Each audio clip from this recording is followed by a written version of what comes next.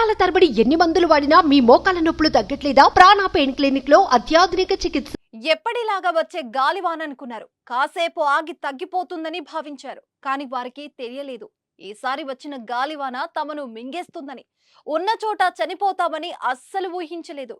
Remal తుఫాన్ తెలంగాణలో తీవ్ర విషాదాన్ని మిగిల్చింది. రెమాల్ ఎఫెక్ట్ తెలుగు రాష్ట్రాలపై అంత ఎఫెక్ట్ ఉండదని భావించిన ఒక్కసారి ఆదివారం మధ్యాహ్నం నుంచి వాతావరణం మారి వచ్చిన ఈదురు గాలులతో కూడిన వర్షం అతలకుతలం చేసింది. తెలంగాణలో భారీగా ప్రాణ నష్టంతో పాటు ఆస్తి నష్టం సంభవించింది.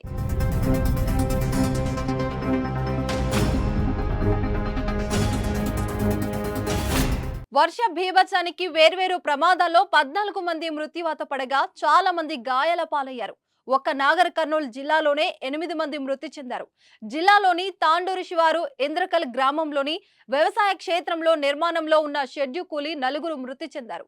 ఘటనలో మరో 4 గాయపడ్డారు. మృత్యులో తండ్రి కూతురు ఉండడంతో స్థానికంగా విషాద ఛాయలు అలుముకున్నాయి. అలాగే తెలకపల్లి మండల శివార్లో పిడుగుపడి లక్ష్మణ్ అనే 13 ఏండ్ల బాలుడు చనిపోయాడు. తిమ్మాజిపేట మండలం మారేపల్లిలో వ్యవసాయ క్షేత్రం వద్ద పొలం పనులు చేస్తున్న కుమ్మారి వెంకటయ్య అనే రైతు మృతి చెందాడు. రేకుల షెడ్డు ఈటకపడి మరో వ్యక్తి విగత జీవిగా మారాడు. గాయపడ్డ వారితో పాటు మృతదేహాలను నాగర్ కర్నూలు జిల్లా ప్రభుత్వ ఆసుపత్రికి తరలించారు.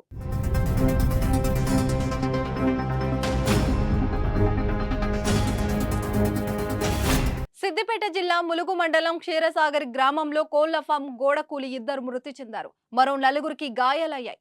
మేడ్చల్ జిల్లా కీసర మండలంలో చెట్టు విరిగి బైక్ పై పడడంతో ఒకరు అక్కడికక్కడే మృతి చెందగా ఆసుపత్రిలో చికిత్స పొందుతూ మరొకరు చనిపోయారు.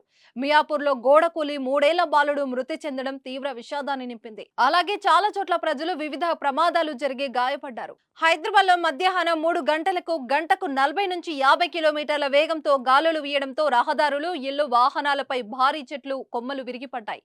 బహుళ అంతస్తులపై ఏర్పాటు చేసిన పలు హోర్డింగ్లు, సెల్వర్లు పడిపోయాయి. ఇళ్లపై రేకులు ఎగిరిపోయాయి. కొద్దిసేపటికి గాలులకు భారీ వర్షం తోడవడంతో ప్రజలు వణికిపోయారు. మరోవైపు కుండపోత వర్షం అన్నదాతో కన్నీళ్లు పెట్టించింది.